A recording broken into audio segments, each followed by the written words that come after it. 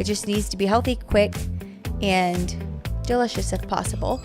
Imagine calling the cops on someone you're sitting next to in Bible study. And then I just throw stuff in there and you're like, oh, babe, this one's interesting. What'd you put in there? I was like, I don't want to tell you. I'm like Ricky Bobby in Talladega Nights. I don't know what to do. My hands are just going to be here. What's up, guys? Ginger and Jeremy here. And we're back for another episode. Yes, we are. What are we talking about today? Well, we're going to talk about a few things. First, I don't know what to do with my hands. Because we have these like fancy mic stands now? Yeah, we got mic stands. Oh, wow. Look at that, guys. Look, we listened to the people, and everybody was asking, why don't you have mic stands? I guess because we didn't feel like we were true podcasters. We were just getting, kicking it off, testing it out. But this is legit. Well, it is legit. I liked the stylistic choice of holding the mics. It gave me something to do with my hands. But then I would always bring it too close to my face. Or tap the mic. So I'm fidgeting while I'm talking. And I'm actually going to have self-control to not do that now. You got this. I don't know what to do with my hands. I'm like, come on, Jay. I'm like Ricky Bobby in Talladega Nights. I don't know what to do. My hands are just going to be here. I like it. So that's one update. Another major update is everyone keeps asking, why do we sit so far apart on the couch? Do you want to know why we sit so far apart? Jeremy, do you want to show them? Well, yeah. Okay, so I don't... You gotta use the wide shot. If you're watching this on YouTube, I don't know how we would have a conversation like this. Hi, babe. Hey. So today we're talking about... What are we talking about Actually, today? I don't mind it. I actually don't mind being close to you. I'm going to stay here for the rest of the episode.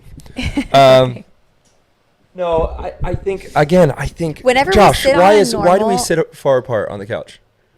You guys can look at each other. We can look at each other. We can get different angles, different great shots, But I think that whenever we sit on normal couches, we're not sitting this far apart. Just so you know. Yeah. No. Look. There's in normal life, we come sit down and we sit next to each other. So we just have to address that because the number of comments that we have. Why do you sit so far apart? We're not having marriage issues. No. We're not having a fight. We appreciate your concern. We genuinely appreciate your concern, but we're doing well. Yeah. We just need to be able to look each other in the eyes and not be right in each other's faces. But to appease, so if you're listening to this is all irrelevant, but on YouTube, if you're watching this on the simulcast, I have moved about 8 inches closer to you. You have. Because I want to be close to you and I want to appease our friends. I like it. I don't want the I'm not into the distance. But it was more of I think it's a function thing. It is. It definitely is. And then we can get nice cutaway shots of you by yourself. And blame our producer, Josh, for the style. The setup. It's great. He does good. Okay, right. So we're going to get into it because this episode has to do with our first year of marriage. And specifically some advice that we were given. Or I don't know if it's advice or a warning. But someone told us, basically, and I wonder if anybody else has heard this, that your first year of marriage is going to be your hardest. So if you can get through that, it's it's going to get easier from there. And I wonder if that's true. I mean, I feel like it was partially true, but it was nothing to do with us. I feel like we got along super well. The first year of marriage was the easiest. It was just so great. We were just newly married. I was joining you in Laredo, Texas. And I think there were so many amazing things that we got to do as a newly married couple. And at the same time, I would say there were challenges just for me adjusting. It was more like adjustment challenges for me. Yeah. And we can get into that more if you'd like in a minute. But I'm just curious for you what you thought, because I thought it was so easy for us. I have thought, so we're about to hit 8 years. And as we were talking about this last night, I have assumed for these last 8 years that our first year of marriage was super easy and super smooth. But then you said last night that in a way it was the most challenging year. It was. And looking back with that lens, I thought wow, in a way it really was. Yeah. It was Because just adjustment. we face so much adjustment and so Yeah. much challenge. So we want to get into that and talk about that.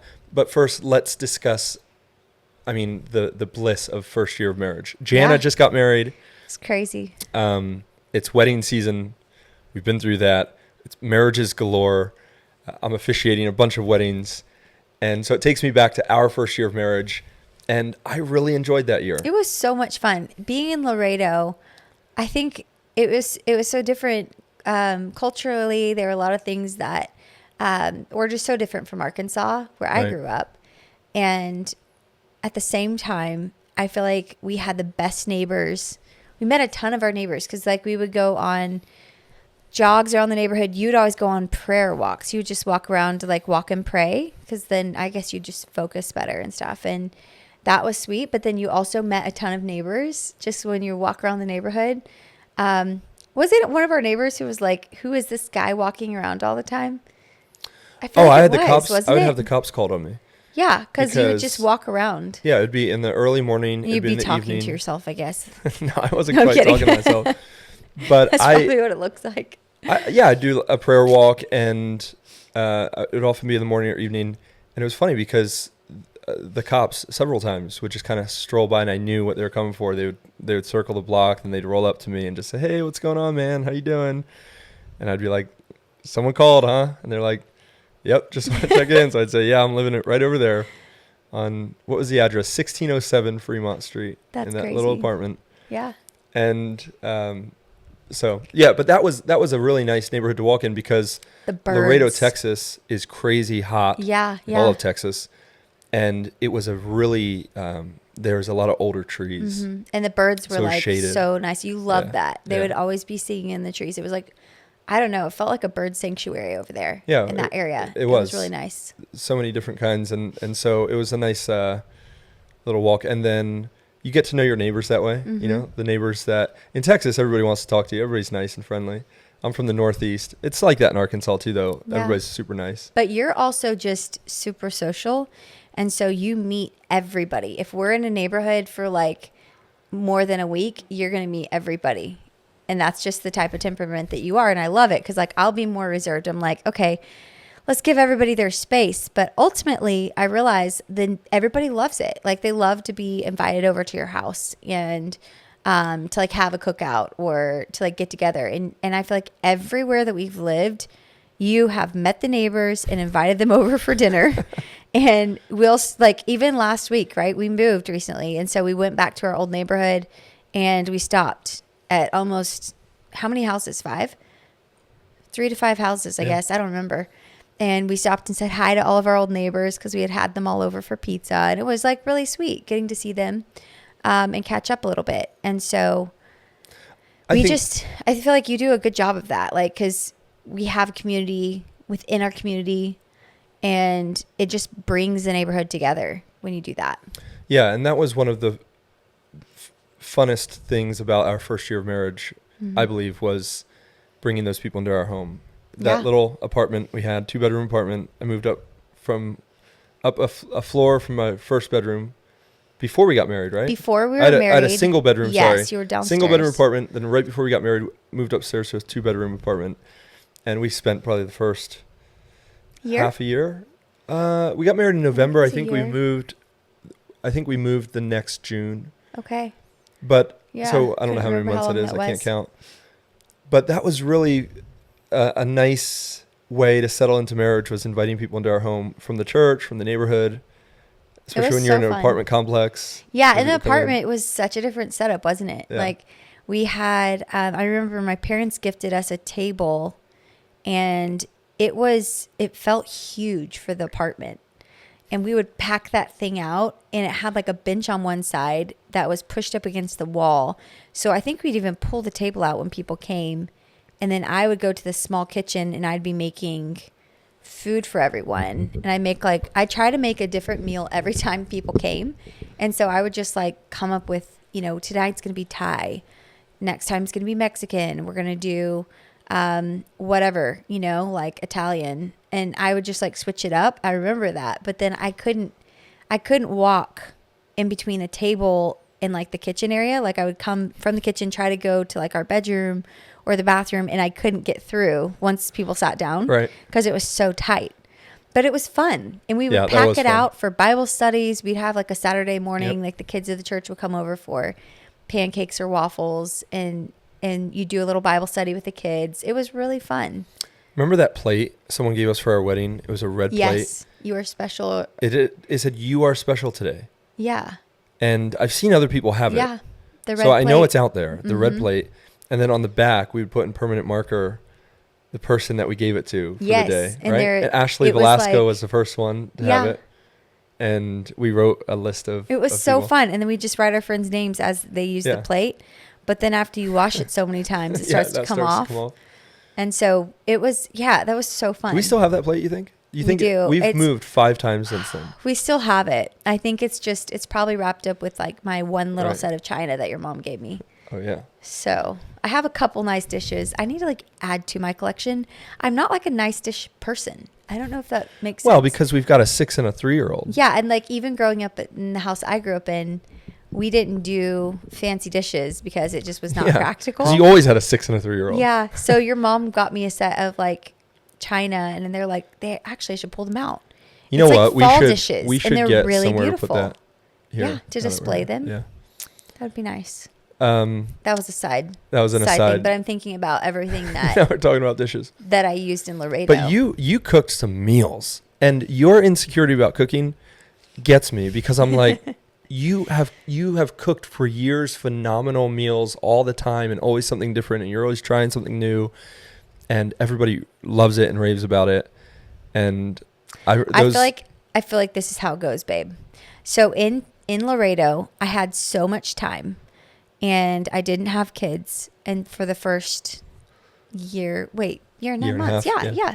It was Almost a 2 long years. time. So nearly 2 years, I didn't have kids. So I would have extra time. Like if you were at the church or if you were studying, then I had all this extra time. So I would like go shopping, and I'd write out, like what I was going to make for meals and things like that. And I had more of a plan.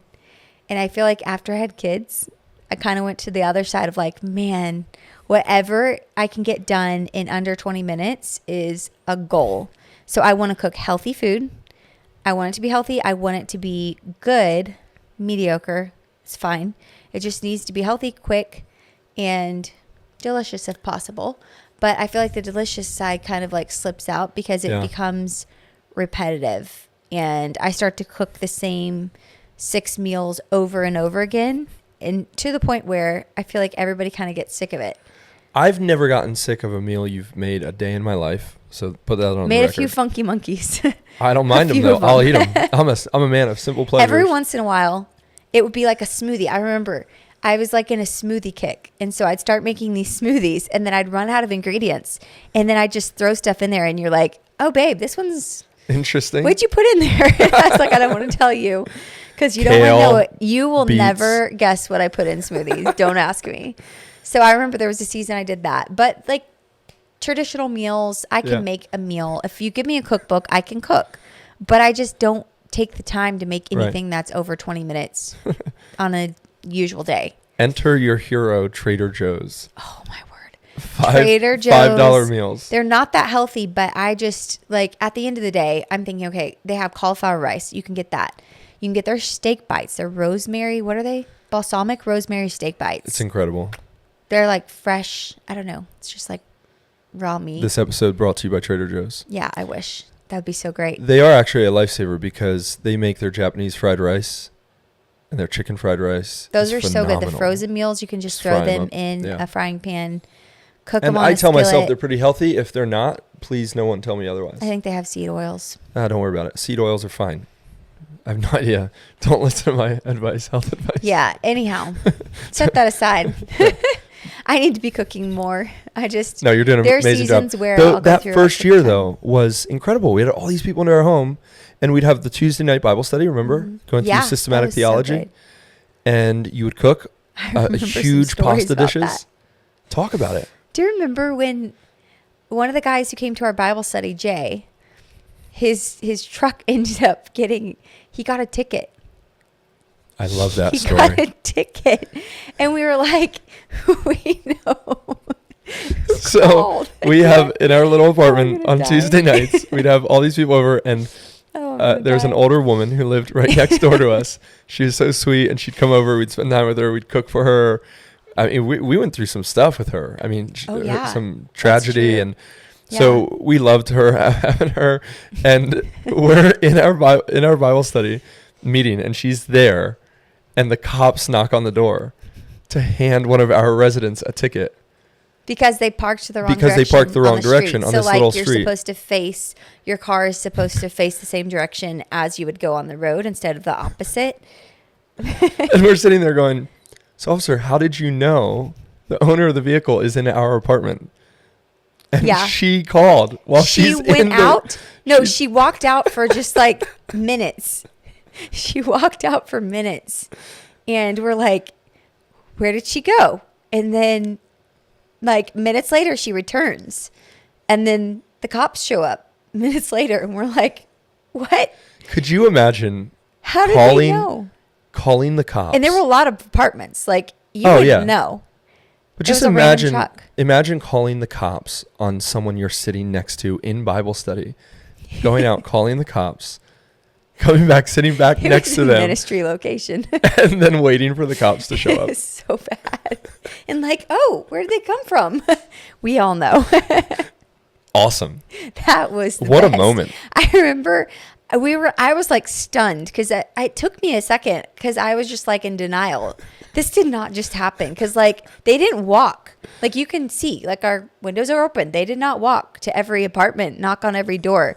Is this your car?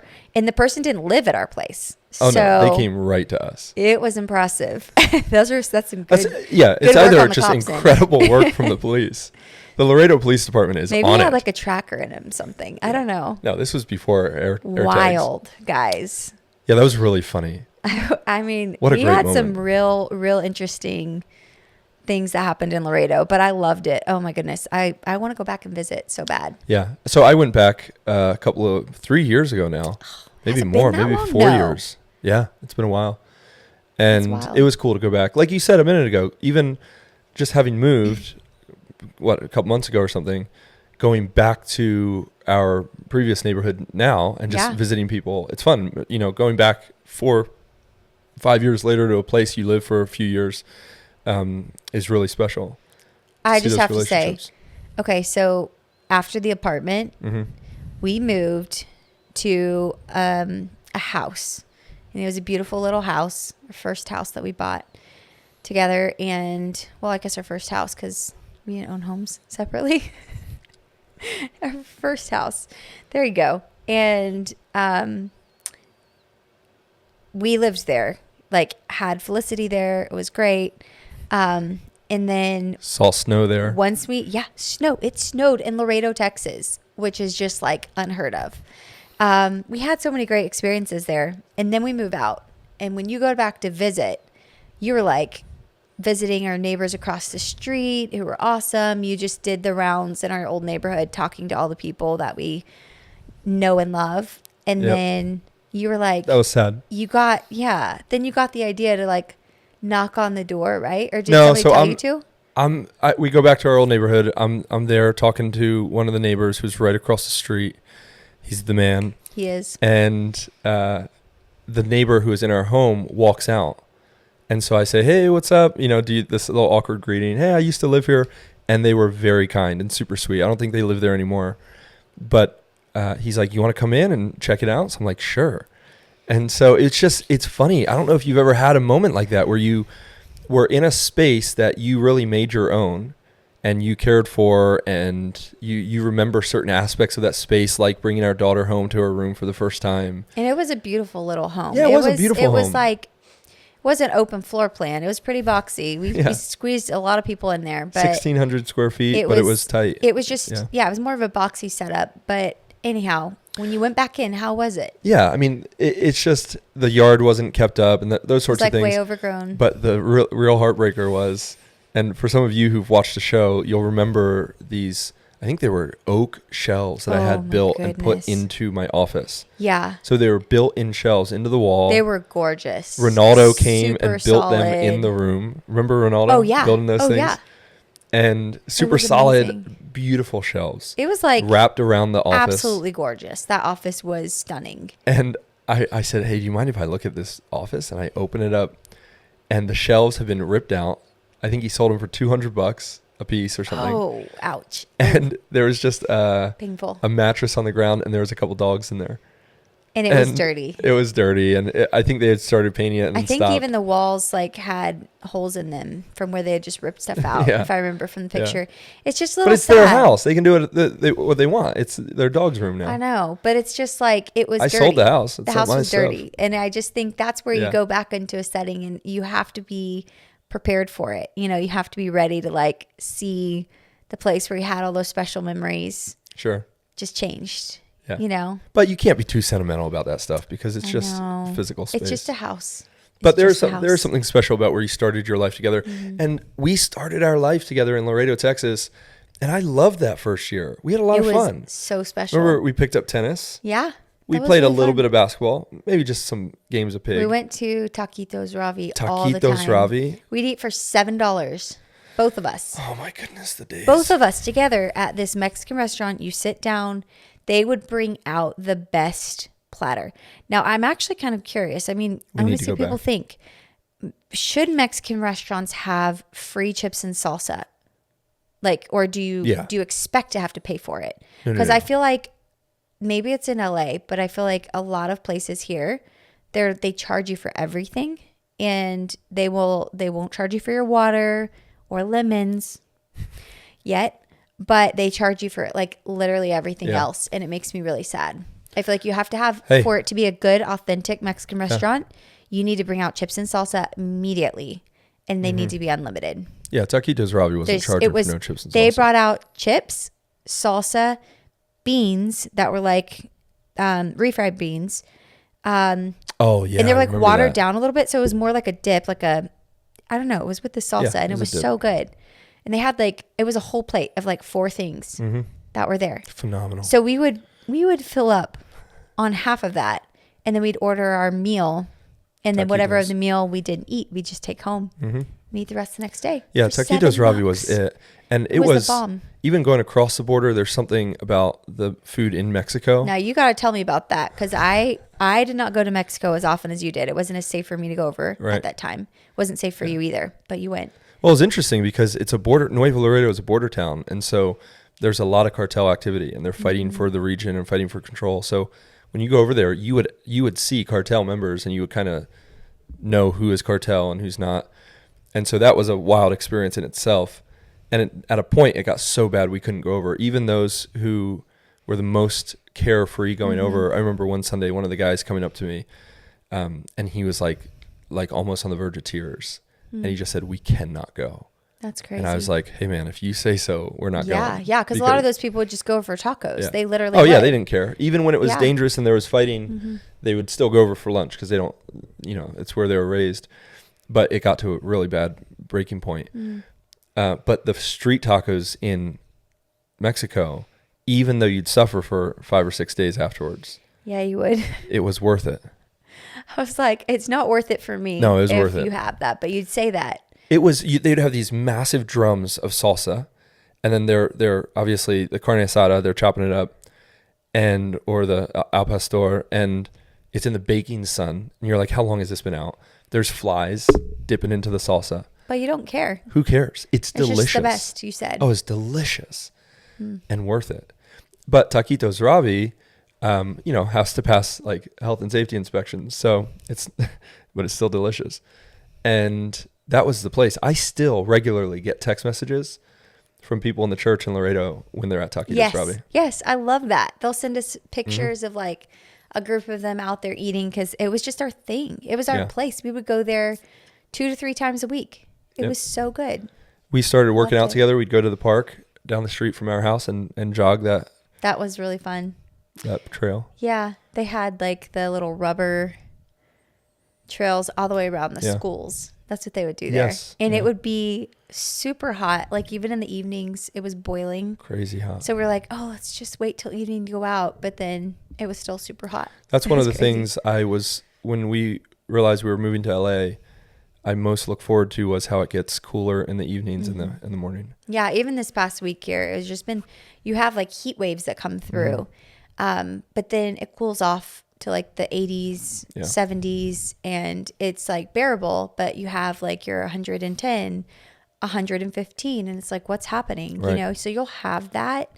And then there will be, but in the evening, 9 times out of 10, it's going to cool off. Yeah. And you're going to have that. Like, Well, that saved us because it's been Cooler air. about 110 actually or higher here where we are the last week or so. It's just cooling down. And we just got a brand new HVAC system and it decided to stop working Yeah, because there's over the something heat with the wave. hookup. it was insane. And so it's in the hottest days of the year and it's 95 degrees upstairs when we're trying to sleep.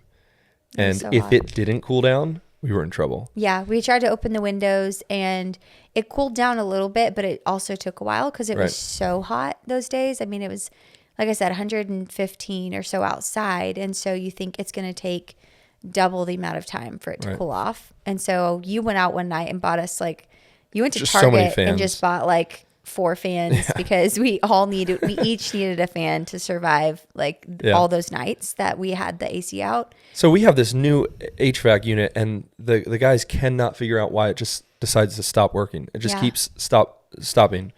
And we're in the heat wave. Yeah. And so we're sitting here going, you've got to be kidding me. Yeah. We just replaced this brand new unit thinking just in time for the heat wave and then it just stops. It was insane. The kids were sweaty. They were a little cranky at night, and we felt so bad. Crazy. So that's where one night you went out. It was late at night, and they were trying to fall asleep. Well, I was in bed. I'm sitting there going, I'm done. Yeah. We cannot do this. Yeah, we So I opened just- all the windows, and he just ran out and bought like a ton of fans And late so at you night. couldn't even hear yourself think. 'Cause Yeah. It's just Just like box fans, the spin fans. He bought like every kind of fan possible, and everybody had their hand own. fans. We're just like at Wimbledon, the Yeah. people in Wimbledon just, it was really funny. We survived it, but Not funny at the moment, but funny now.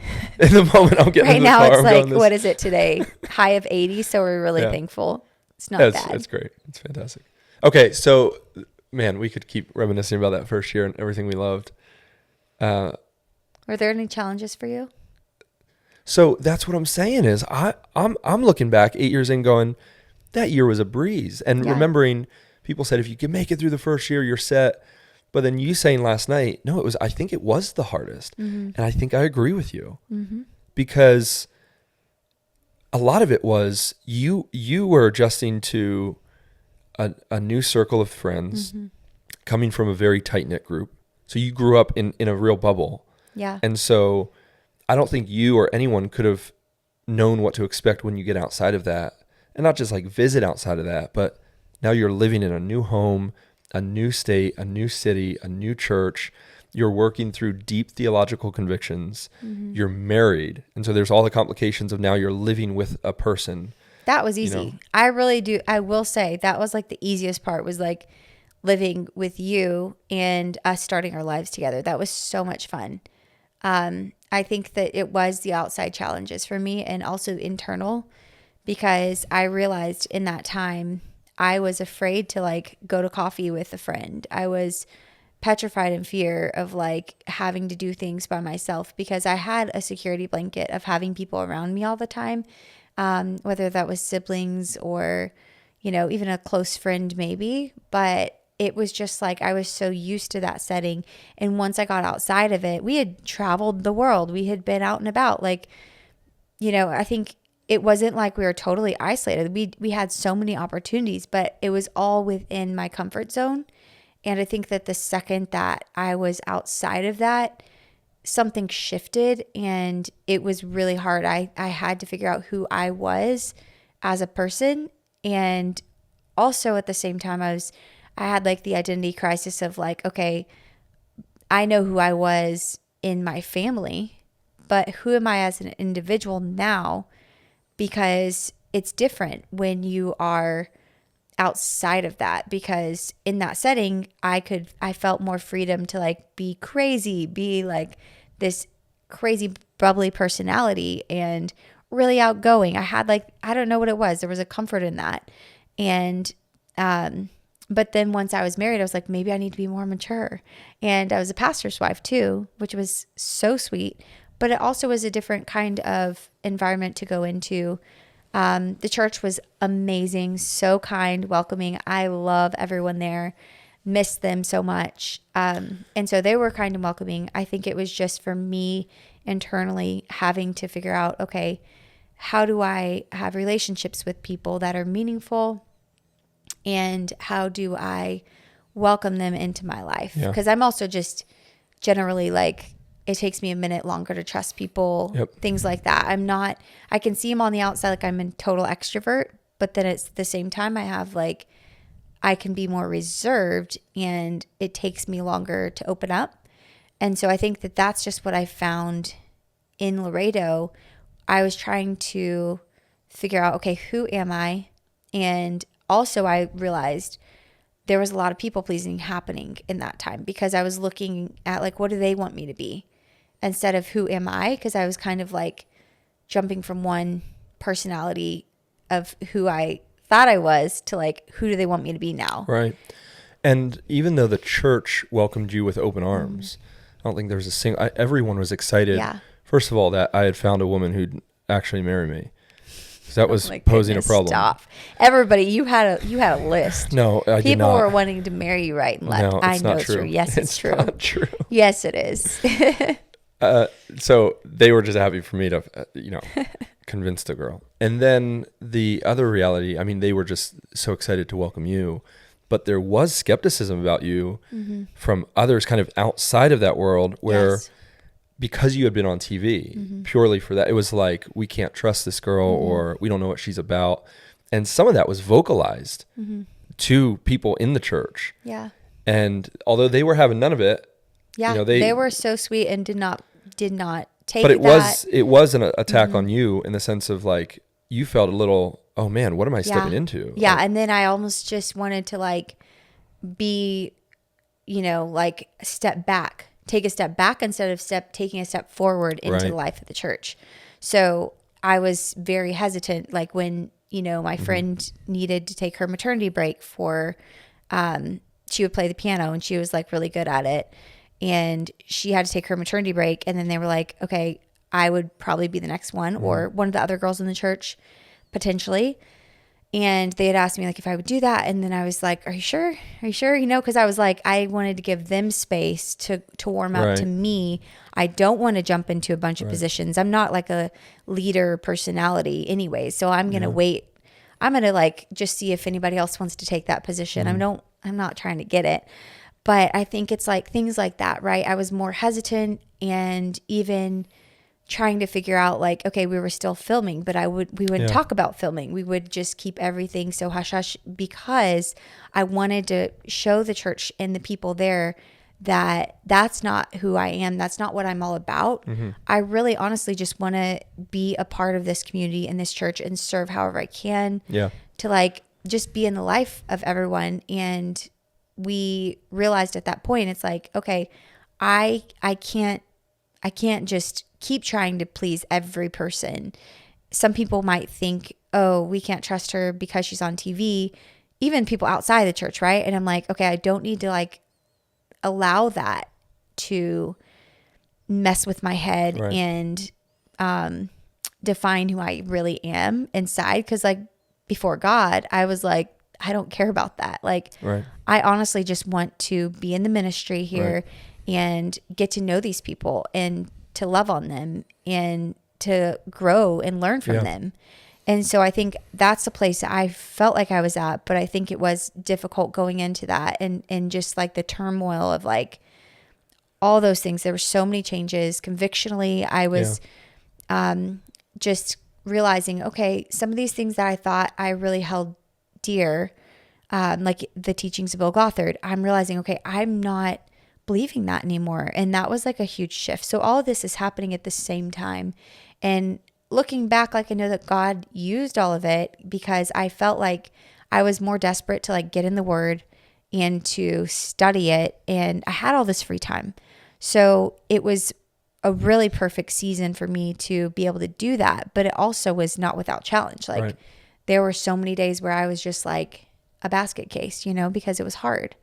And you really challenged me. I remember because I was so afraid of like even talking to you about some of these challenges or things that I was struggling with, because I was like, what are you going to think of me if I can't function by myself that well right now, Yeah. you know? And I think you just kept pressing and like asking me like, okay, well, Ginger, I want to know what you think. What do you think about the situation? Or how are you doing? Like, I legit want to hear. And I would kind of like, for a while, I just want to be this perfect wife and keep everything like, oh, I'm fine, I'm good.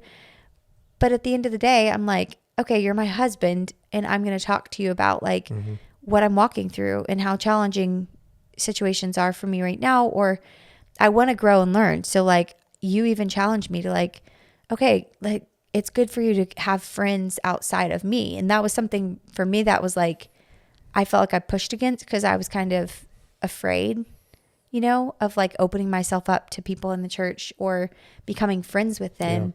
And it was just a trust thing, right? So then you were like, well, you know, you have to have friendships, you have to like be vulnerable and not like share everything with everybody, but like opening yourself up to them is the only way you're going to do that. And I think I wrote about it. I did write about it in a couple of books because it's something that I think probably a lot of people wrestle with, is like this fear of man and just the crippling fear that keeps us so isolated from everyone else around us. And it's just not healthy. It's not good. And I remember like going to a lunch date with one of the sweet moms in our church. And I was so afraid. I was so afraid to walk into that meeting because it was just like, she just wanted to grab lunch with me. And I was like sick at my stomach. I felt like I was shaking because I didn't know how to have real relationships with people that were genuine and relaxed and not so formal. And so, And guarded, maybe. and guarded. I was very guarded. And I think that you really helped me with that because you didn't just want me to just, okay, it's not comfortable, we're not going to do it.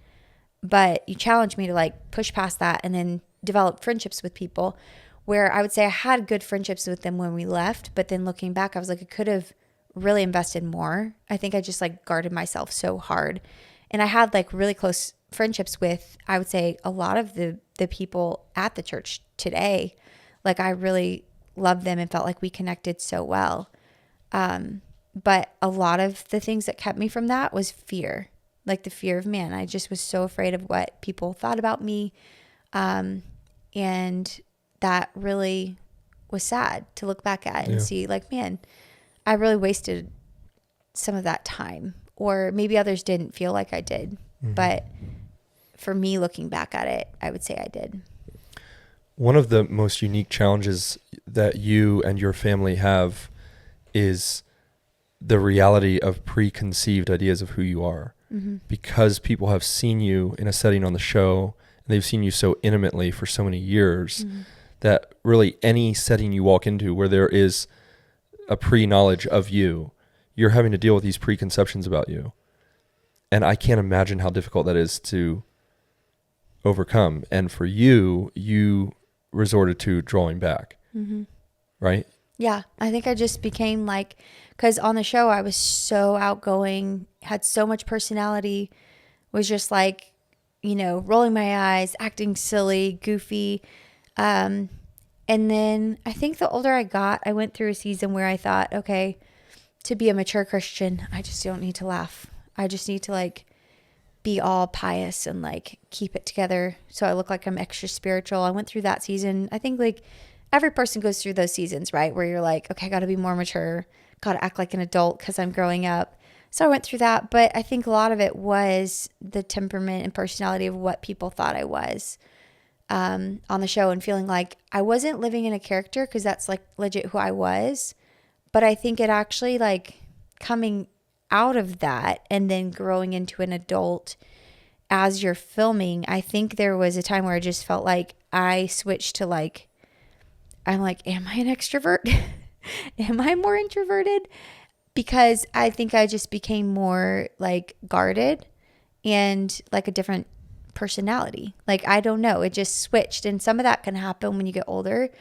But I don't know how much of it was just like the reality of like what everybody thought I was supposed to be. I kept Yeah. up that. I just kept playing into it. Right. And then realizing like, okay, I like to have fun. I like to be spontaneous. That is me.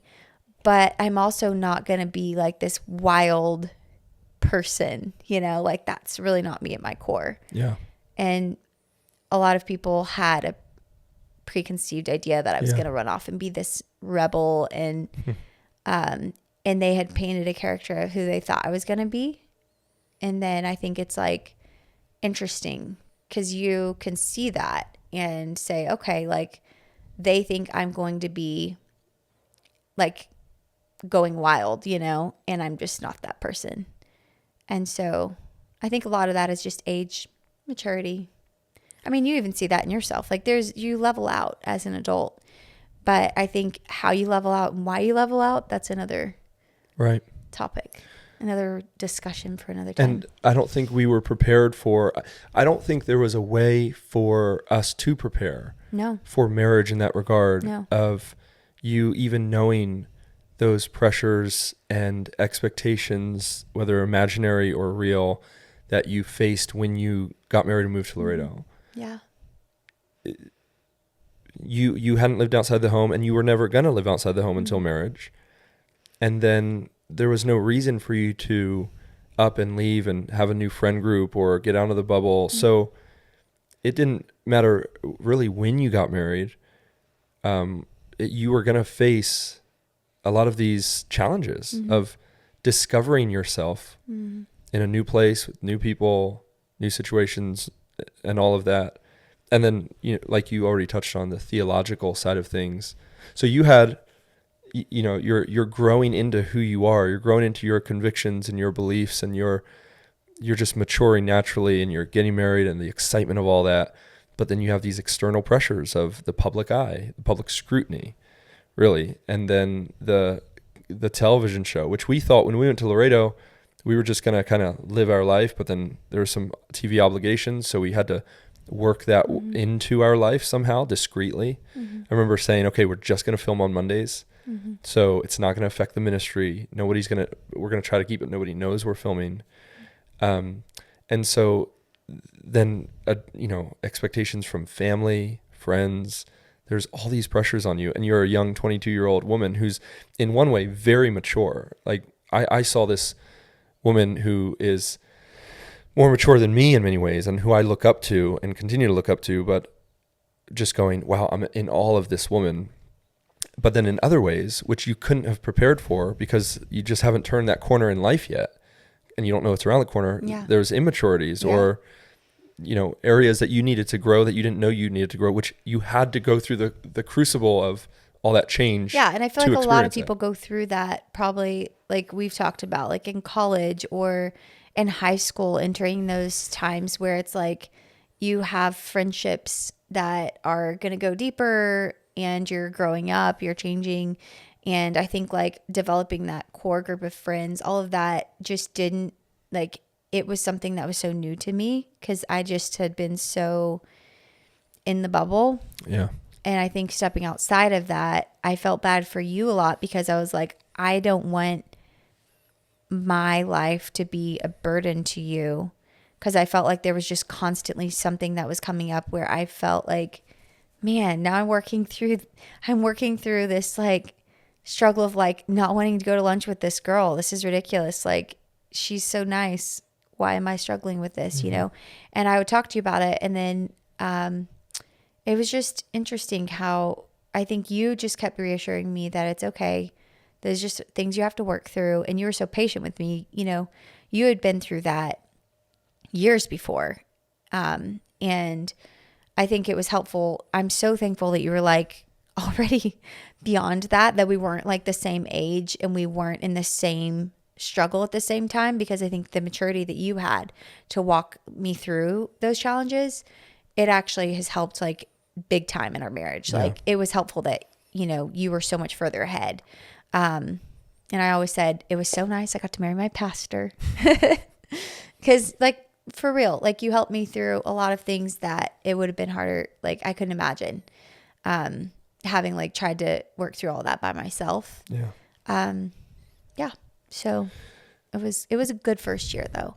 It really was like there were so many challenges, but it also was like the growth that took place over that time was huge. And I was found that huge. it just brought us closer. Yeah. So even though, and we dealt with some stuff that, you know, personal stuff that we wouldn't necessarily talk about on a podcast like this, but they were things from the outside coming at us. And it brought us closer. It was kind of like that first year felt like we were in a bunker and there's a lot of bombs going off. And so you just huddle together and you get closer. Yeah. And so we weathered those storms and we came out stronger. And so I always look back thinking, oh, that was a breeze. But then when you said that last night, I thought, man, that year was fraught with a ton of challenges. And yet the Lord just brought us closer through it. Tim Keller writes in The Meaning of Marriage that often people who are married for a while will complain looking at their partner saying, that's not who I married. And whether they're trying to pursue divorce or use that as an excuse for divorce, you're not who I married. And his response is, yeah, of course, because marriage changes people. Marriage itself will change you and mold you and form you and mature you and expose you. I mean, there's so much that it exposes in your selfishness and your pride and your quick temper Daily. and your lack of maturity. And so marriage itself changes you. So of course they're not the same person. Now in the core, you're still Ginger, I'm still Jeremy, but we have changed so much in now almost 8 years of marriage. Yeah. In the core of who we are convictionally, who we are in Christ, it's the same person. But there's the circumstances of marriage do so much to shape and mold. And so when you're making that commitment, that vow till death do us part, you are vowing to be with one another loyally in covenant love through those changes, through those challenges, to bunker together when bombs are going off, and then, you know, to obviously be hand in hand when you're walking through the bright and sunny flower fields, but you're going to stay together. Yeah. And that first year really cemented us together. It did. So I love so that many first good year. memories. I would tell young couples now that